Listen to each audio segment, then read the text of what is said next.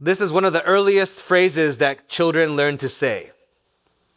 They see another kid with something different than they have, and what do they say out loud? That's not. Some of you get it.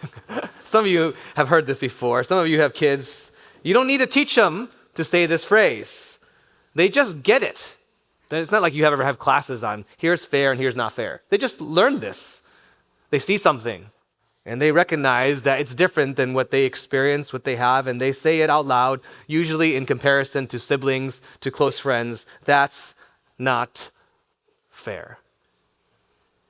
When Malia was in the 3rd grade, she asked us to play basketball. She was already in volleyball. That's what we had her in. And let's be honest, she's not going to be very tall. Right? So being a very practical mom, Jeanette said to her, no. So she did not play basketball in the 3rd grade.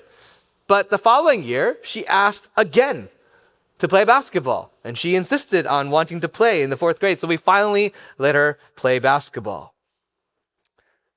Selah got to the 3rd grade. And she's the younger daughter, younger sibling. And she, of course, wants to be like her big sister. And so she asked to play basketball immediately when she turned 3rd grade. And Jeanette said, okay. And so what do you imagine Malia said? That's not fair. We get older and we don't necessarily say those words out loud, but we feel it. We express it. We say things like, I've been here for 10 years. I put in lots of hours. I've sacrificed. How could that other person get that promotion? And we bring that kind of perspective of that's not fair often into our relationship with the Lord without realizing. And without realizing that God operates in his kingdom on a very different kind of economy, a very different way of relating. We say this word all the time, and yet maybe we reveal in our expressions, in our feelings, something of not understanding the grace that operates in the kingdom. We acknowledge grace as a concept for ourselves, but often our discontentment, our frustration reveal whether we understand this or not. Because God's kingdom is not only an entrance by grace, the entire thing operates in an inverted way, completely by grace. We're continuing on in this Gospel of Matthew. We are attempting to finish it this year, so hold on, we'll finish eventually. Jesus is heading towards Jerusalem, where he will, as he's already said multiple times, suffer and die at the hand of his own people, unjust leaders. And he keeps telling his disciples this is the way of the Messiah. They've acknowledged that he is the Messiah, but they don't truly understand that being the Messiah and the kingdom that he's bringing in has been flipped upside down. They don't quite get it yet. And often we don't quite get it yet. That's the whole journey of getting to know Jesus, becoming more and more like him, is understanding that his kingdom is upside down and living in a way that is in line with that inverted kingdom. On this way, we see that he has some very difficult but amazing teaching about this kingdom, explaining to them how it's upside down. Last week, we saw this encounter with the rich young ruler and the children. Jesus said, it's very difficult. It's near impossible for a rich person to enter the kingdom, shattering all the disciples' expectations because they expected, like many of us, if you see someone who's got their life going well for them, it must mean that God is blessing them. In fact, Jesus just says being rich is not a blessing necessarily. In fact, it's a warning that it's much more difficult for rich people because riches often cause us to think that we don't need saving. We looked at that last week. It's in that context, we read it, we didn't get into detail because it's attached a lot to this passage, that Peter asks a question in verses 27 to 30. He asks, what about us? We've left everything to follow you. What do we get? In fact, that's the question that's being asked in the next few weeks we're going to get at. Jesus tells them of this great inheritance, entrance into the kingdom for them, but then he explains this principle that we need to pay close attention to, this kingdom principle that explains things being inverted. He says in verse 30, but many who are first will be last, and the last first. And then he repeats that statement in verse 16, so the last will be first, and the first last. Sandwiched between these two repeated phrases is the parable we're going to look at, which means that the parable is explaining what it means for the first to be last, and the last to be first. This is one of the important teachings, a difficult one though, on the kingdom of God. And I want to phrase the point of this parable in this way. God's grace is scandalously generous. God's grace is scandalous. Let's look first at the parable. We'll summarize that because it's kind of simple to get at. And then look at the three questions that the landowner asks and make our way through the passage in that way. First, the parable as a whole. Jesus uses a story that's very common for his listeners. It was a common occurrence for men to be hanging out in a common square, another public location, waiting for day work. The day began in a field at 6 a.m., and that's when the first hour began, 6 a.m. They have a conversation about what they'll get paid at the end of a day's work, which is 12 hours, 6 a.m. to 6 p.m. They agree on a denarius, which wasn't a lot, but it was fair. It would be somewhat like minimum wage for a day's work. And if you look at today in San Francisco, minimum wage for a day's work is around $153 a day. Now, that's an 8-hour day. They're working a 12-hour day. But imagine that. You're getting not necessarily a lot, but fair for that day's wage. A landowner goes out again after the first hour at the third hour. This is 9 a.m. now. And he goes out again at 12 p.m., the 6th hour at 3 p.m. And then one more time he goes out to find people at the 11th hour, which is 5 p.m., 1 hour before closing time. The landowner, at the end of the day, asks the foreman to help him distribute the pay with the instruction that the hired people last, or the people he hired last, would get distributed their pay first. Again, they're giving us clues. The first will be last. That's why he starts with the last. And everyone's surprised, especially probably the workers who started at 5 p.m., who were kind of amazed that they're hired at all for 1 hour's work. They're surprised because they get a day's wage for 1 hour's work. They get a denarius, a whole day's wage for 1 hour of work. It's at this point, you can kind of imagine, it's not in the text, but I imagine all the 11th hour workers are imagining, is this a mistake? Do we tell him? No, don't tell the guy. I mean, this is crazy. We just got a day's wage for 1 hour of work. You can imagine them whispering, discussing. And now everyone else is discovering what they got and now imagining, if they got a whole day's wage for 1 hour of work, we must get more. Eventually, he's going from last to first. You get to the people who worked since 6 a.m. and they thought, if they got one for 1 hour of work, imagine they think we must get 12 because that's what's equal. I imagine them kind of with eyes wide open, imagining how much more they would get because they agreed to one. But they get exactly what their agreement was as well. They agreed to one, and they get one. And then they grumble against the landowner. That's the parable. And the parable is supposed to draw us in, even if we're not familiar with working in a field. I think in the only modern time I've seen this, and I've seen this less. You ever go to Home Depot and you see people waiting for work? That's kind of similar in some ways. People waiting for day work, for construction, or for different kinds of day labor work. If we don't understand that kind of world of economics, we understand the idea of equal pay. In fact, we have all kinds of laws in our country, in our state, determining what's fair or not. That's the parable. But the three questions at the end of the parable, asked of the landowner, the interactions that they have, those get at the deeper problem that he's trying to expose in the disciples' hearts and in ours. Three questions to get at the scandal of God's grace. Three questions to help us understand that the kingdom of God is very different from the world. The first will be last, and the last will be first. Question one of three questions to get at our hearts. And I'm going to phrase it this way. Question one is, does God keep his promise to you? Does God keep his promise to you? Verse 11. And on receiving it, their one denarius, they grumbled at the master of the house, saying, these last worked only 1 hour, and you have made them equal to us, who have borne the burden of the day and the scorching heat. But he replied to one of them, friend, I am doing you no wrong. Did you not agree with me for 1 denarius? Take what belongs to you and go. I choose to give to this last worker as I give to you. Does God keep his promise? The question he asks is, did you not agree to 1 denarius. The workers who start at 6 a.m. think the landowner is unfair because he gives to those who started at 5 p.m. the same exact amount. But he asks them, did you not agree to this? Now, when we read this, and you read from the perspective of those who started working at 6 a.m., and you can imagine working through the hottest part of the day because it's hotter towards noon. So maybe they have a little more generosity to those who started at 9 a.m. because they experienced the same. Even those who started at 12 p.m. because they're experiencing the same heat, because they mentioned they didn't have to work through the heat. But they're thinking those people who started at 5 p.m., the sun's already beginning to set. All they had to do was come in and we're already cleaning up the tools. They didn't even have to work in the heat. We can empathize with these individuals because of our experiences in life. And if we're looking at this, we're meant to be brought into the story with agreement to them. We would have likely been frustrated with Jesus. We would have been frustrated with this landowner.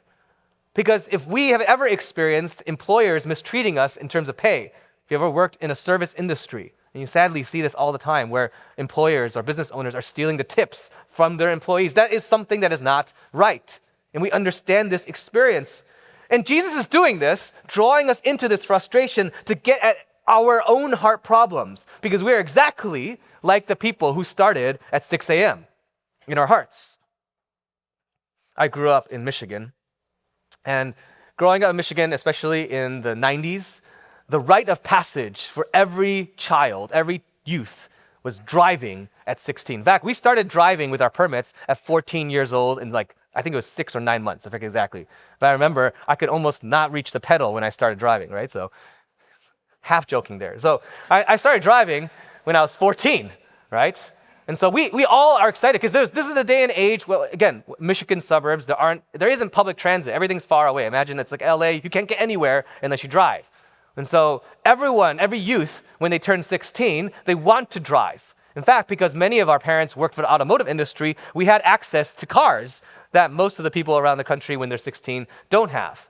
And so many of us get cars at that age most of us get it by hand-me-down. Some of us got different ones though, right? So 16 years old, many youth, our parking lot in the high school was massive. And many of it was huge because many youth, when they turn between their sophomore and junior years, when you get a license, you start driving and parents are excited because you don't have to drive your kid to school anymore and shuttle them around to all the sports. In fact, that's why I'm excited. I want to teach my daughters how to drive at 16 because I'm tired of shuttling them all around, right? Or make them pick Muni at least or something like that. But here's what happened. I got a car at 16, like many of my friends did. And you're excited because this means freedom, right? You can go where you want without relying on your parents. And you're excited about what you get at 16 years old until the first day you drive into the school parking lot and you notice everyone else's cars.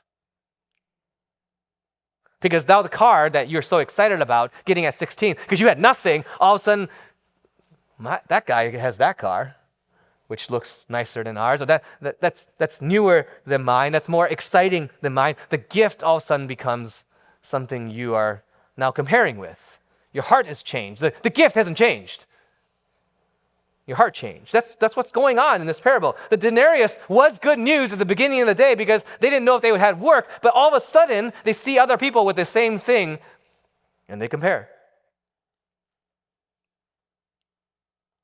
And we bring that heart attitude of comparison, of this category of fairness into the kingdom without realizing God's kingdom doesn't operate like that.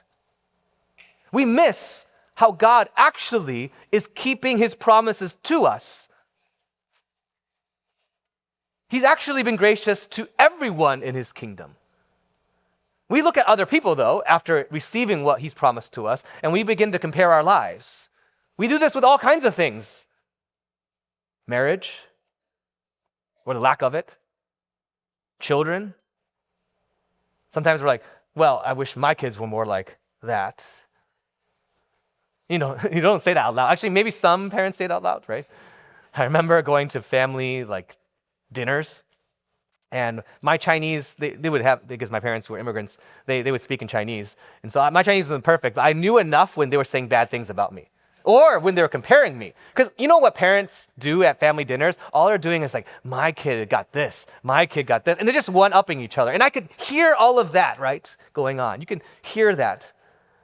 You compare children or the better children or the lack of children. We compare, because by nature we are like that in our sinful self. We compare. We stop seeing that God has actually been gracious to us. God has given to us exactly what he's promised to us. And that's the point of this first question. Has God kept his promises to you? Has he been faithful to you? Has he kept his word to you as a child? Think about all the things that God is promising to us in his word. I can't go through all of them, right? There's so many things that he promises, and he keeps all of them. Think about wisdom. We just prayed, Jason asked for wisdom for Camp Tunes, counselors, staff. You ask for that. James tells us if you lack wisdom, you ask for it, God will graciously give it to you. He will never not give you wisdom if you genuinely, prayerfully ask for it. And think backwards for a moment. And those of you who are slightly more advanced in age, you have more experiences to reflect backwards. Think about the moments of your life where you ask God for wisdom. Did God give you friends, his word, change your circumstances so that you would have wisdom in your decisions, in your circumstances, in difficulties? Did he answer those prayers? Think about those moments. Think about sanctification. He promises to us if we're pursuing him with genuine desire of our hearts, if we are calling sin in our life and we're willing to turn away from that, that's what repentance is, and we're trying to pursue him, that he will make us more into the image of Jesus. Have you ever asked for that and pursued that in your life? Has God not given you that experience where you've seen change in your life to become more and more like Jesus? Is he keeping those promises to you? He has. If the more experiences in life and you look backwards, you'll see that God keeps, that's just two examples. God keeps all of his promises. The problem is we look at all the things he doesn't promise to us and we compare in that way. And our hearts grow cold. Does God keep every promise that he promises to his children? That's the question he wants us to ask. And by asking that question, we have to look at our own hearts and realize what we're comparing is the very things that he never promises to us. Question 2. I'll phrase it this way. Is God free to give as he pleases? It's very related. All these questions are. Is God free to give as according to his own pleasure and sovereignty? Look at verse 15. Am I not allowed to do what I choose with what belongs to me? God asks, do I not have the power, the right to do as I please? They're demanding rights and fairness. He asks the question from his own perspective. I own everything. Am I not allowed to do as I please? Can I not give differently? He's getting us to think about the perspective that when we use the categories of fairness, we're not actually asking the right thing. Because God owes all of us nothing. All of it is by grace. He didn't have to choose those workers at the beginning of the day at all. It's all his money, it's all his field, it's all his gift, it's all his blessing, it's all his talents, all his church, his world. He gives according to the way that he sees fit. He's the creator and we're the creation. We're the clay. He's the potter. Which, can you imagine the clay, if those of you who are working in ceramics, like, can you imagine the clay speaking back? You're not doing it right. You're not pushing on me right. Like, can you imagine that? That's what we're doing. God is in complete control. Every bit of his kingdom is by grace. Grace is how God deals with us, which means he doesn't deal with us according to merit, according to what we deserve. That's the definition of grace. The fact that you have work at all, according to this parable, means that it's by grace. We get it wrong when we think that the kingdom is working according to our merit. All of it is God's grace and initiative. And here's what it reveals. We're bringing the world's being first into our expectation of how God works. But that's not how God works. We're used to the world system of being first. Work hard, study hard, sacrifice, earn your place, climb the ladder. And we bring that same kind of logic to God and we say, I've been faithful. I've served, I've sacrificed. Surely I deserve. That's not how God's kingdom works. He doesn't owe us anything. We often forget this because it's so mechanical to us. It's so natural to us. Your every breath, and the scriptures talk about this, because we exist because we're dust, but God breathes life into dust. This is very tangible to any of you who've ever had a family member or a friend, a loved one cremated before, and you've ever spread ashes. We are from dust. And the only reason we have life at all is because God breathed that into us. He made us from nothing. Which means every breath you take, which you don't think about, is from Him. We often forget this, right? We think eventually when we are in our homes, in our jobs, with our lives, that it's because I studied really hard, I worked really hard, I sacrificed really hard. Why were we ever born into this place at all? Why were we not born somewhere else? Why did you have the parents you have? Why do you have the brain you have? Why do you have the body you have? Why do you have the talent? Where does that all come from? We begin to betray this idea because we think from this perspective of being first. But every bit of it, everything in God's creation, especially His kingdom, is by grace. Here's how I want to apply this for a second in a relational way for our church community. Right? It's all by God's grace. We apply this idea of being first often in our kingdom, in our churches, and I think that kind of betrays the very character of God and the way that the kingdom and His church family is supposed to be. If grace isn't earned, that's the very definition of it. Think about the guy who shows up at 5 p.m., who gets a denarius. Think about the relational dynamic between these workers. You can think about how those at the 6 a.m. hour begin to not only begrudge the landowner, but they also have problems with the other people who they now begin to look down upon because they did, in their perspective, less, forgetting the fact that everyone there is chosen by grace. And do you realize that's a parable also for how our churches sometimes sadly function? We begin to look at those in our church communities with different eyes because we're bringing in this, I'm the first perspective. Think about people who are newer to a church, different in the church, outside a majority culture of a particular church. Because this is be honest, and it's not just true of Sunset Church, but I want to just make it particular to us. It's very easy to have a culture of who's first here. Who built this? We literally have people in our church still from people who built this church. Now, some of them actually put in labor by their hands, who are still in our church, who've been here for decades, who started with our sending church in Chinatown. And there's an honor in that. There's a beauty in that. But it can quietly become a system where if you attend Sunset and you've been here less time, or you're not quite the same amount of sacrifice, or you're not part of the majority culture here, you are welcome to attend here, but you're not really a part of our church. Do you ever sense that in different communities? Do you ever sense that in our church? It's very easy to bring that first perspective into the kingdom. And that's not grace. The workers at 6 a.m. are deciding who gets in and who gets out. And sometimes, sadly, that perspective can seep into our churches where those who've been here longer, sacrifice more, different things, we begin to look at this is my church. And those who come later, those who are not like us, don't get the same amount of say. This is not their family. This is not their church. God is sovereign in His grace. Everyone here is called, if you are a child of God, by grace. Our job isn't to guard the doors of who's in, who's part of our church.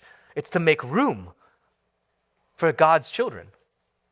The question is, does our church reflect the heart of the landowner, or does it reflect the heart of those who are working at 6 a.m., who grumble when he's generous to those who've actually done, in their perception, less?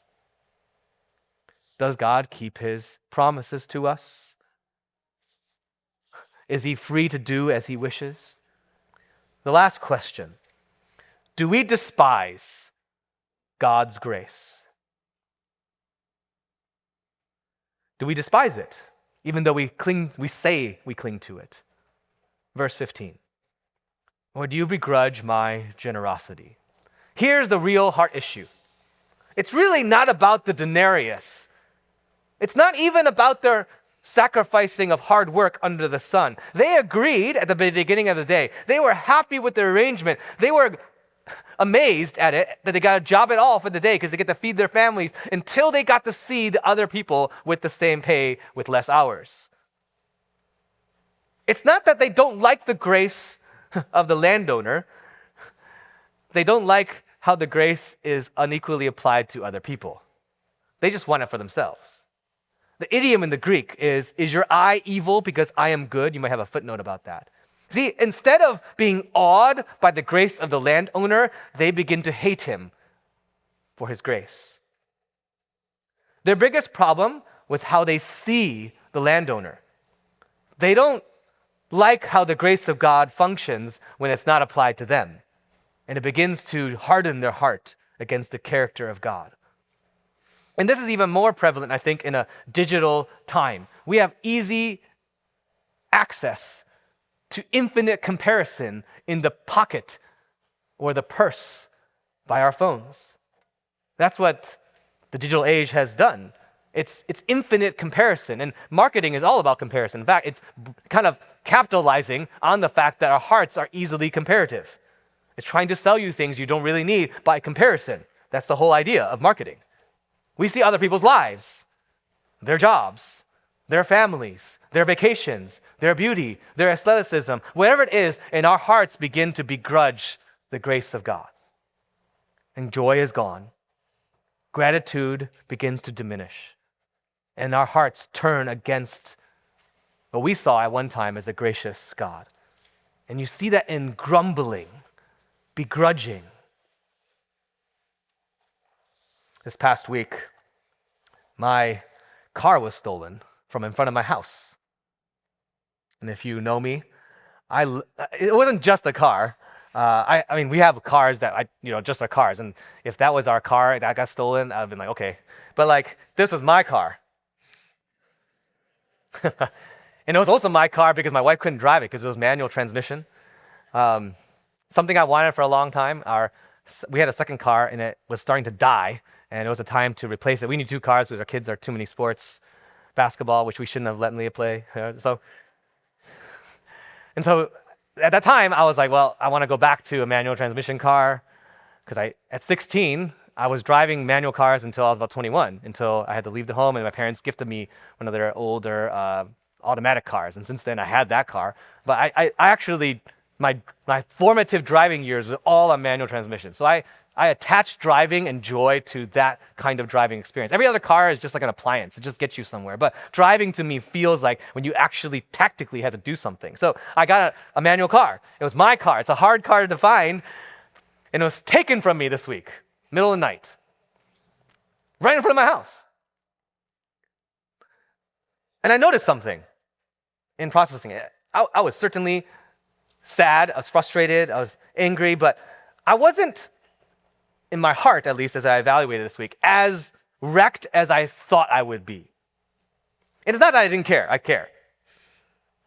But I realized a few things on that day especially that God has been doing in me because of what happened in the rest of the day. So it got taken. I literally was going out as Memorial Day. And so it was a slower day. Kids didn't have to go to school. So it was a bit later. I discovered it at 8:50 or 8:45 in the morning on the way to go work out. And it was gone. And so I go back in. I'm like, I think my car's stolen. I have that on video.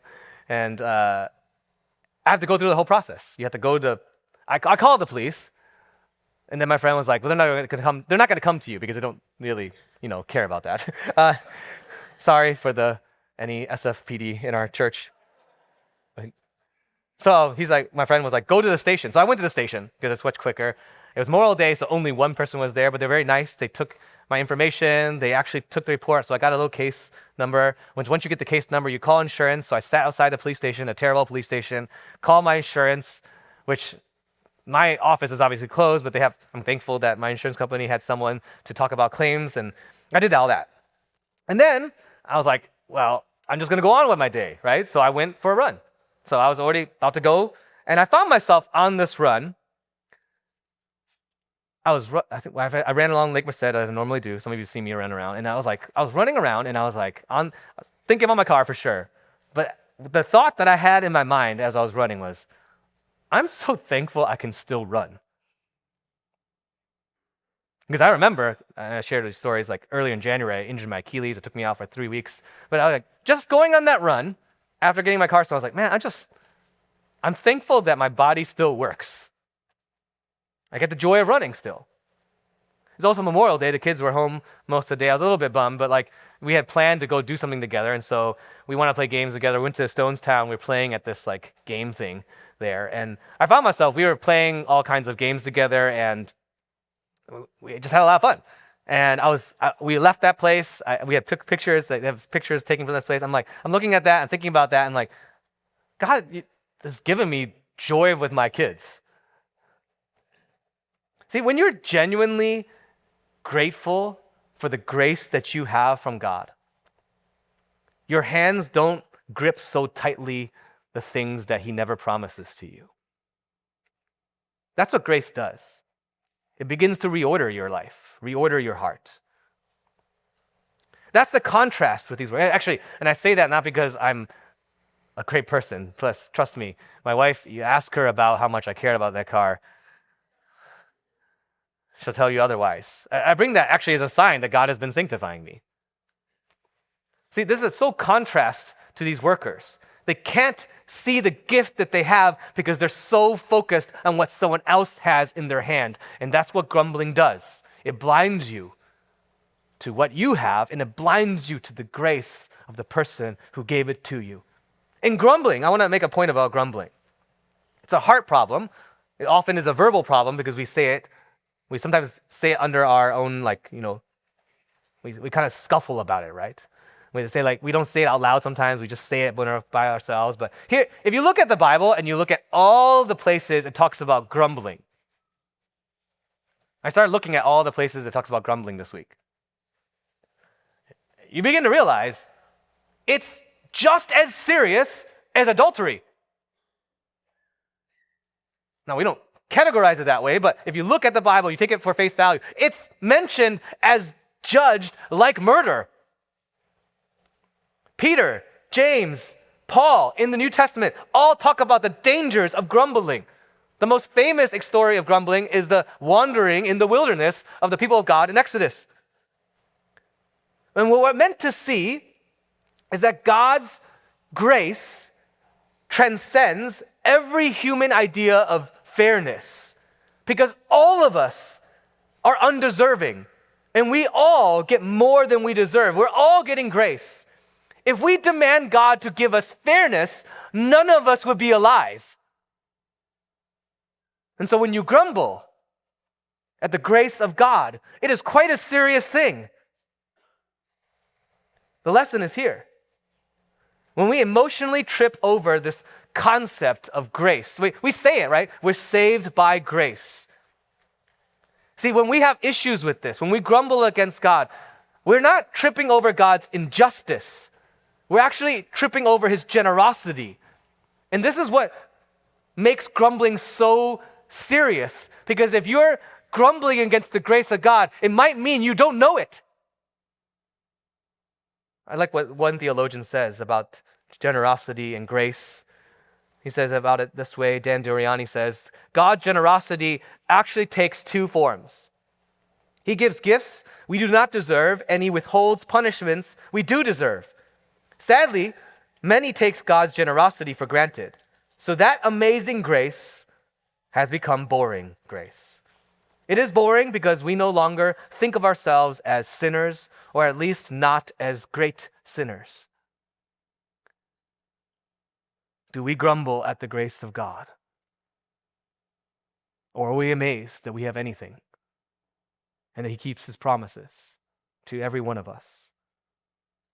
Jesus sandwiches this parable around this statement that the first will be last and last first, because he's trying to get us to see.